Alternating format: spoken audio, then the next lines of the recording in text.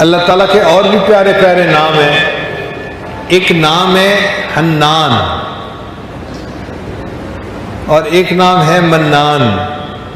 یا حنان یا منان یہ بیت اللہ کے غلاف کے اوپر بھی لکھا ہوا ہے. آپ جا کے کبھی دیکھیں نا غلاف کو، تو جہاں اللہ اللہ کا نام لکھا ہوا ہے بعض لائنوں میں یا حنان یا منان، یا حنان یا منان بھی لکھا ہوا ہے.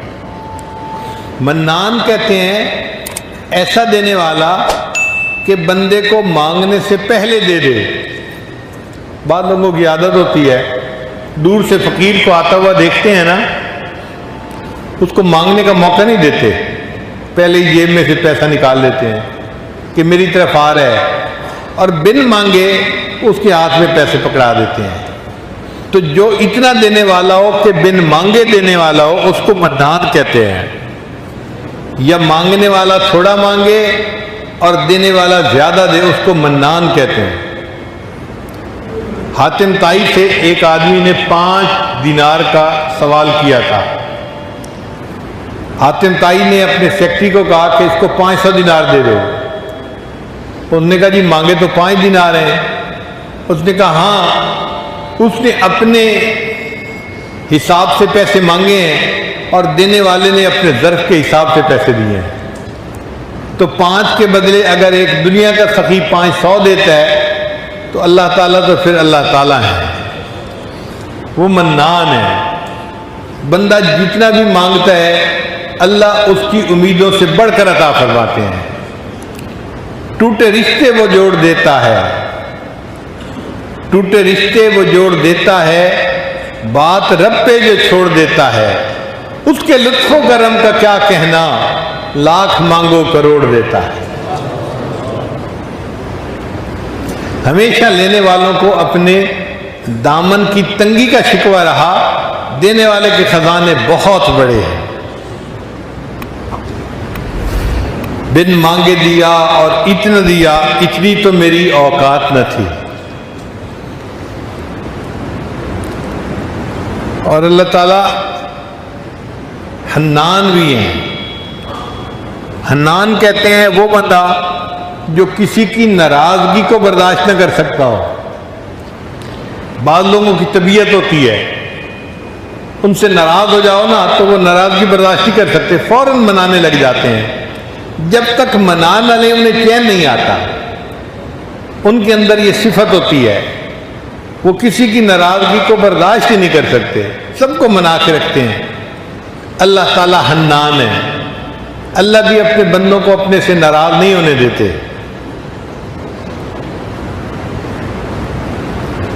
حالانکہ آداب شاہانہ کا تقاضا تو یہ تھا کہ اگر کوئی اللہ کے در سے پیٹھ پھیر کے جاتا، اللہ اس کو پیچھے سے اس کی پیٹھ میں ایک لات بھی لگوا دیتے اور فرماتے او مردود دفع ہو، میرے در سے جا رہے، آج کے بعد یہ در تیرے لیے کبھی نہیں کھلے گا. بادشاہ کی تو شان یہی ہوتی ہے. مگر جو اللہ کے در سے پیٹھ پھیر کے جاتا ہے اللہ اس کے ساتھ ایسا نہیں کرتے. قرآن مجید میں اللہ فرماتے ہیں یا ایھا الانسان ما غرک بربک الکریم، اے انسان تجھے تیرے کریم پروردگار سے کس چیز نے دھوکے میں ڈال دیا؟ تو اپنے رب سے کیوں روٹھ کے جا رہا ہے، کیوں ناراض ہو کے جا رہا ہے؟ اللہ تعالیٰ جو احکم الحاکمین ہے اپنے روٹھے ہوئے بندے کو مناتے ہیں.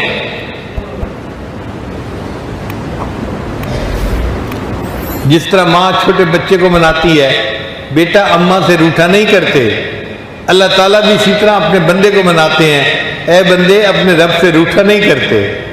وہ منان ذات جو روٹھے کو منانے والی ہو.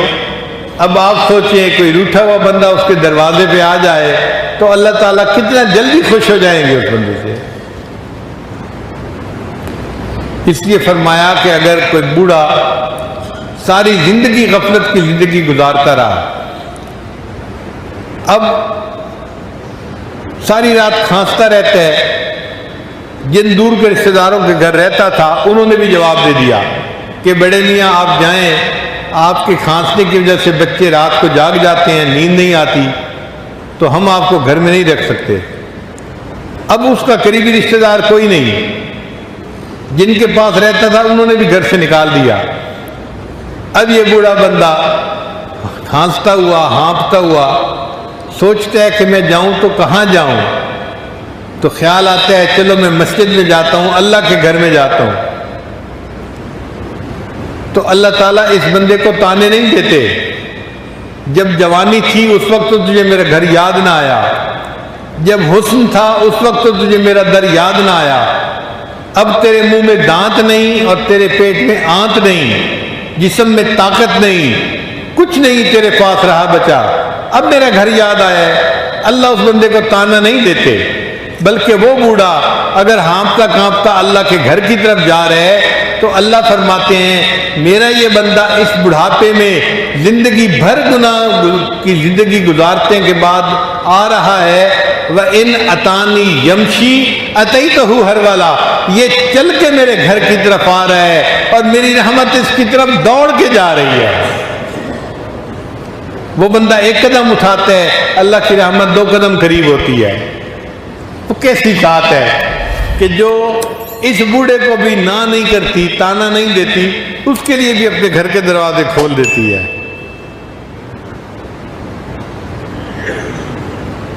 گنہگاری میں کب تک عمر کاٹوں، بدل دے میرا رستہ دل بدل دے۔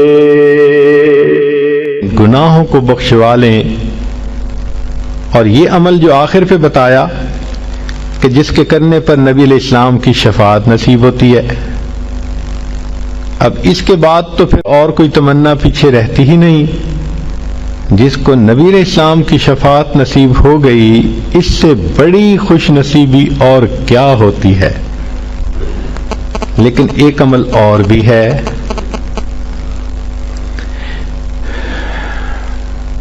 آپ حیران ہوں گی کہ نبی علیہ السلام کی شفاعت ملنے کے بعد پھر کون سا عمل رہ گیا پیچھے؟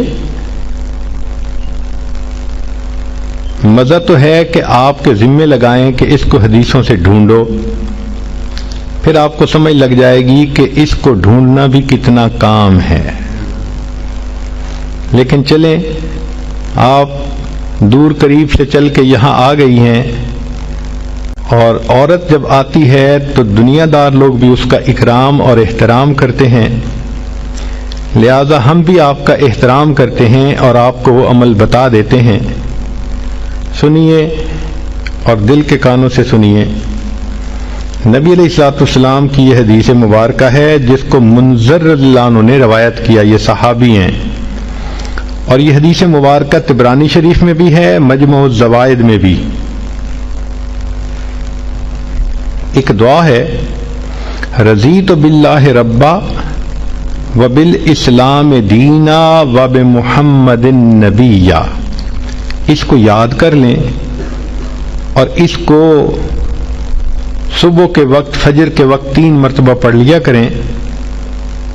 اس پر اجر کیا ملے گا؟ سبحان اللہ، حدیث کو پڑھ کے دل باغ باغ ہو جاتا ہے، دل خوش ہو جاتا ہے، اور جی چاہتا ہے کہ زندگی کے آخری دن تک ہم اس عمل کو کرتے رہیں، کبھی چھوڑیں گے نہیں۔ کیا اجر ملا؟ منذر اللہ عنہ فرماتے ہیں کہ نبی السلام نے فرمایا کہ جو شخص اس آیت، اس فکرے کو دن میں 3 مرتبہ پڑھے گا، میں اس کو ہاتھ پکڑ کر جنت میں داخل کرنے کا ذمہ دار ہوں گا۔ اللہ اکبر کبیرہ۔ واقعی اللہ کے حبیب صلی اللہ علیہ وسلم نے تو حق ادا کر دیا۔ یہ تو ہماری کوتاہیاں ہیں، ہماری نالائکیاں ہیں، ہم ان اعمال کو کرتے نہیں اور پھر سر پہ گناہوں کے بوجھ بڑھاتے جا رہے ہیں، شیطان کے ہاتھوں بے وقوف بنے پھرتے ہیں۔ اللہ تعالی ہمیں سمجھ عطا فرمائے اور ہمیں اپنی زندگی سنت کے مطابق کرنے کی توفیق عطا فرمائے۔ وآخر دعوانا ان الحمد للہ۔